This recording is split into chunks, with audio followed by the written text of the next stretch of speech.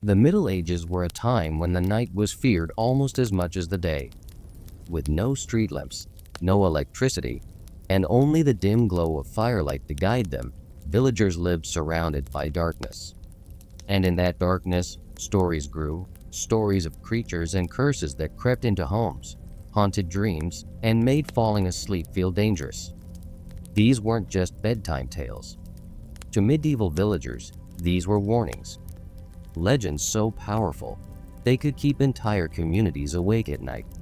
One of the most chilling tales came from the deep forests of Europe, where the howl of a wolf was never just the sound of a predator. Villagers believed that some men carried a curse, transforming beneath the full moon into vicious beasts known as werewolves. Farmers whispered of neighbors who vanished into the woods, only to return with bloodied hands and no memory of what they had done. Livestock torn apart, claw marks left on doors, and the eerie cries in the night all fueled a terror that patrols were sent into the forests, searching not for wolves, but for men. But not all legends lived in the wild. Some were bound to the very homes of villagers. In certain manors across England, skulls were said to hold a restless power. Known as screaming skulls, these relics were believed to shriek if ever disturbed. Generations passed down the same warnings: never bury them, never move them, and never mock them. One nobleman ignored the superstition and had a skull removed from his home. That night, storms raged, cattle died mysteriously, and the nobleman was found dead in his bed, his face twisted in terror. The skull was returned to its rightful place, where it sits silently to this day, proof, for some, that the dead do not rest easily. And then there were the revenants, the restless dead who crawled from their graves to torment the living. Unlike the elegant vampires of later centuries, these creatures were described as bloated corpses, rotten and heavy, their footsteps echoing through villages long after sunset. People told of hearing scratching at their shutters, of being followed by shadows that moved too slowly to be human.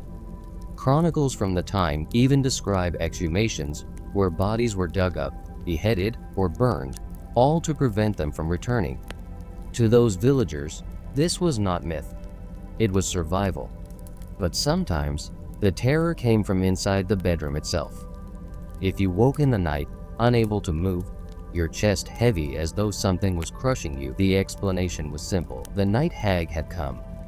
She sat upon sleepers, stealing their breath, trapping them in their own bodies while their eyes stared helplessly into the darkness. Today, we call it sleep paralysis. But in the Middle Ages, it was nothing less than a demon at work.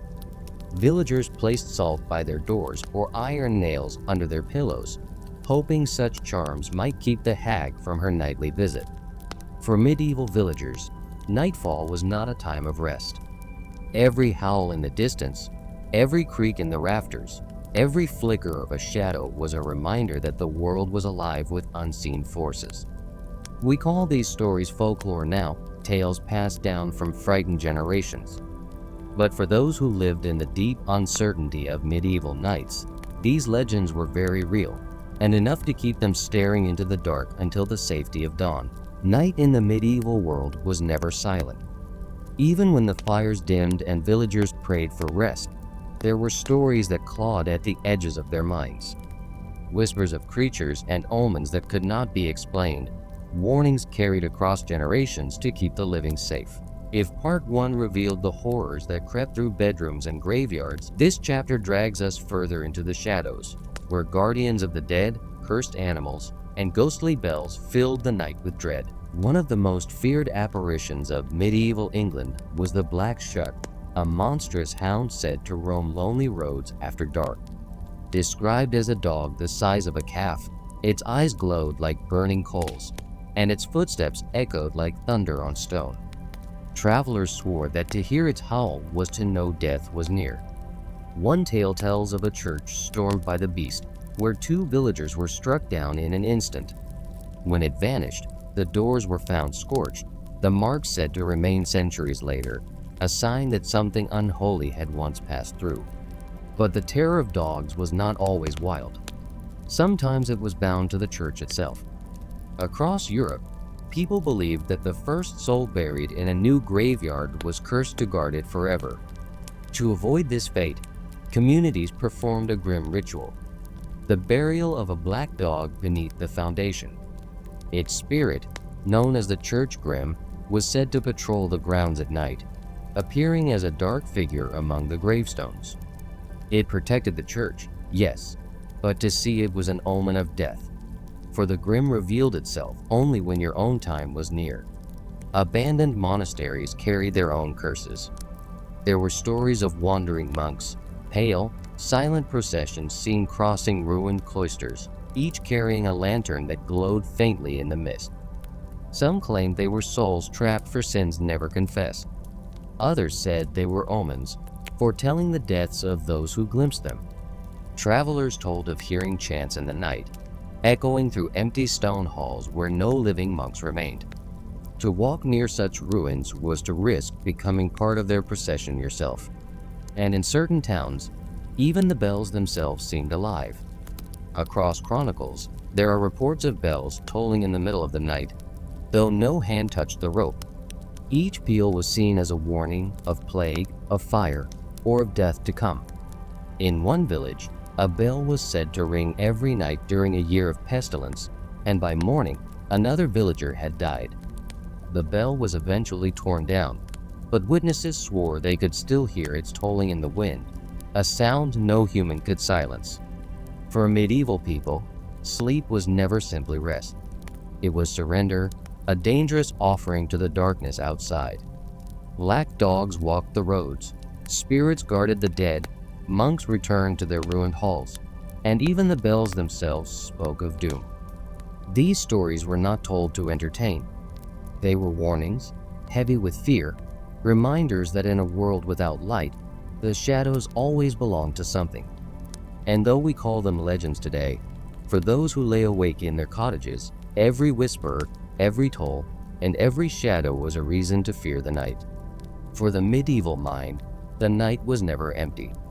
Every creak of the wooden beams, every gust of wind against the shutters, carried the weight of a story.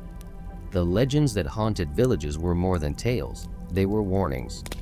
If the Black Shuck stalked the roads, and the church grim guarded the dead, there were still other terrors that lurked in the quiet hours.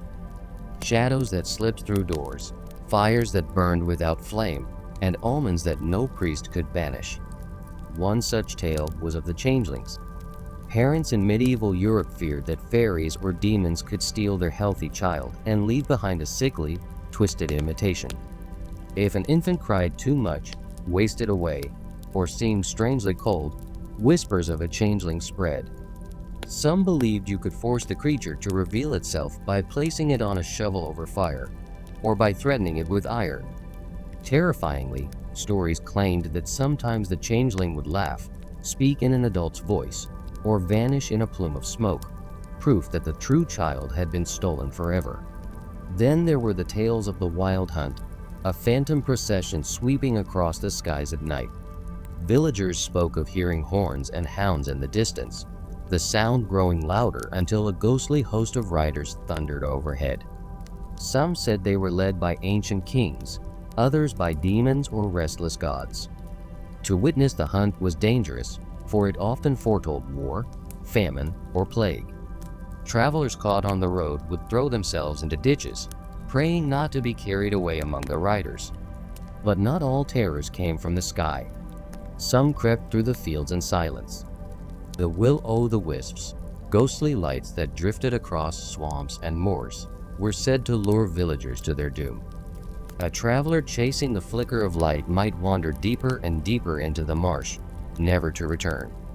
Medieval people believed these lights were spirits of the unbaptized dead, forever denied rest, seeking company in their misery. Others swore they were the work of demons, playful traps for the careless or greedy. And in the quietest hours of night, when even the animals lay still, there was one omen no villager wished to hear: the phantom knocking. Stories tell of 3 loud knocks at a door, with no one standing outside. To open it was to invite death into your home. More chilling still, some claimed the knocking came from within the walls, or beneath the floorboards, as though the house itself carried a curse. When it came, the family would huddle in silence, waiting for dawn, knowing someone among them would not live to see the next sunset. For the medieval villager, the world was full of signs. A child's laughter that did not sound like a child, horns in the night sky, lights dancing across the swamps, and knocks at the door with no hand to strike them. These were not bedtime stories. They were explanations for the terrors that sleep brought and warnings to those who dared walk alone in the dark. For in the medieval night, the line between the living and the dead, the natural and the supernatural, was perilously thin. And for those who believed these legends, the darkness was never truly empty. Medieval nights were more than dark. They were heavy, suffocating, and alive with things unseen. While villagers feared phantom hunts and flickering lights in the marshes, there were other stories, darker still, whispered by firelight. Stories of objects that carried curses, corpses that refused to stay buried, and monsters that belonged to a world older than mankind itself. One of the most chilling tales was that of the Hand of Glory. Thieves and outcasts spoke of it in hushed tones, a severed hand taken from a hanged man, preserved and turned into a candle holder. When lit, its flames would render every soul in a house motionless, trapped as if in sleep, while the intruder stole freely. Villagers who claimed to have seen its power said that even when shaken awake, the victims could not move, their eyes wide in terror, forced to watch as shadows passed through their homes. Then came the tales of revenants, the restless dead. Unlike simple ghosts, revenants were corpses that clawed their way out of the grave, bloated, reeking of death, yet walking with unnatural strength. Some were said to return because of sins unconfessed, others because of curses left unbroken. Villagers claimed to hear heavy footsteps at night, followed by a pounding at the door, and if the revenant entered, sickness or death soon followed. Priests advised burning the corpse or staking it through the heart, but even then, whispers lingered that some revenants simply would not die. And still, the land held older horrors. In the dark forests of Europe, travelers told of the Knucklevi, a creature from the sea, half man, half horse, with no skin upon its body. Its muscles pulsed raw, its veins black and exposed as it galloped inland to spread plague and ruin. To encounter it was certain death, for its breath was said to wither crops and rot flesh. Villagers near the coasts lived in dread of stormy nights, when they swore the sound of hooves could be heard echoing over the waves. Yet perhaps the most unnerving of all was the tale of the corpse candle. A pale blue flame drifting slowly along lonely roads, it was said to predict death. If it floated towards your home, it meant someone within would die soon. Villagers described following the candle in fear, only to find it hovering above a freshly dug grave that no one had yet made. To see it was not just a warning, it was a promise. For those who lived in the medieval world, these legends were not just campfire tales. They explained the unexplainable, sickness, theft, storms, sudden death. They gave form to fears that could not be named. A cursed hand flickering in the dark, a corpse scratching at your door, a skinless beast from the sea, or a ghostly flame leading you to your own grave. These were the terrors that waited in the night, and for villagers long ago, it was enough to make every creak of the floorboards, every flicker of the candlelight, feel like the beginning of the end. As the Middle Ages dragged on, villagers lived not just in fear of the night itself, but of the things they believed waited within it.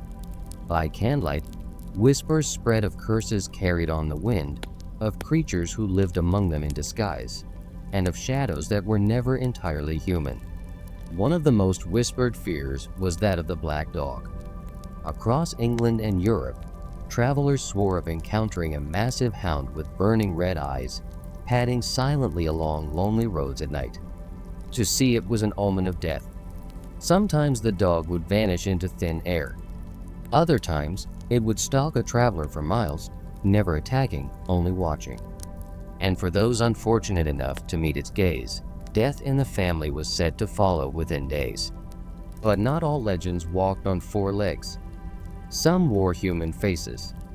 The tale of the mare haunted villagers as they drifted to sleep. They believed a spirit crept into bedrooms at night, sitting on their chest and pressing the breath out of them. Victims would wake unable to move, paralyzed, feeling invisible hands at their throat. Today we call it sleep paralysis. In the Middle Ages, they called it the work of the mare, and many swore they saw its twisted shadow crouched over them in the dark. Then came the tales of the witches' Sabbath. Villagers believed that on certain nights, witches gathered deep in the forests, dancing in circles, feasting, and calling upon the devil himself. Strange noise heard from the woods, laughter, drumming, distant chanting were explained as proof of these midnight gatherings. Even livestock that went missing, or storms that came without warning, were blamed on witches who drew power from the night. For peasants, the forest was never just a forest, it was a place where deals with the devil were struck. But perhaps the most grotesque of all was the legend of the Naxer, a vampire-like revenant from German folklore. Unlike elegant vampires of later stories, this creature was said to chew on its burial shroud inside the grave. As it gnawed, the life of its surviving relatives was drained away. Villagers told of hearing faint chewing noises in graveyards at night, and if one dared to dig up the body, they'd find its mouth bloody, its shroud torn. To stop it, they placed bricks or stones in the corpse's mouth, ensuring it could never devour the living again. For the medieval world, these stories weren't just bedtime tales, they were warnings. A black hound at the crossroads, a nightmare that pressed on your chest, witches calling in the woods, or a corpse chewing from beneath the earth. Each reminded villagers that the boundary between the living and the dead, the natural and the supernatural, was thin, and that crossing it could mean doom. By the final centuries of the Middle Ages, villagers had learned to live with fear.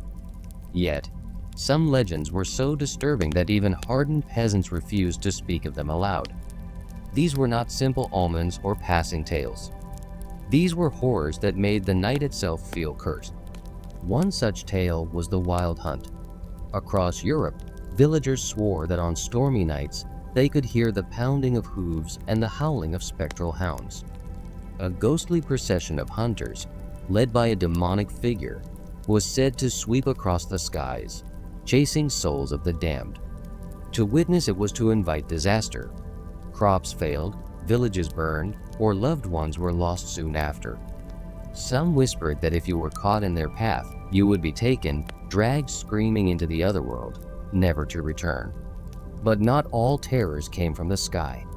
Some came from within the earth itself. In Eastern Europe, legends spoke of the Strigoi, restless dead who climbed from their graves to torment the living. They took many forms.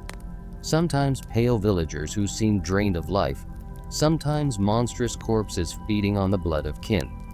To protect against them, graves were sealed with iron stakes, or bodies buried face down so they could never rise. But every unexplained death, every sudden illness, was blamed on a Strigoi lurking in the dark.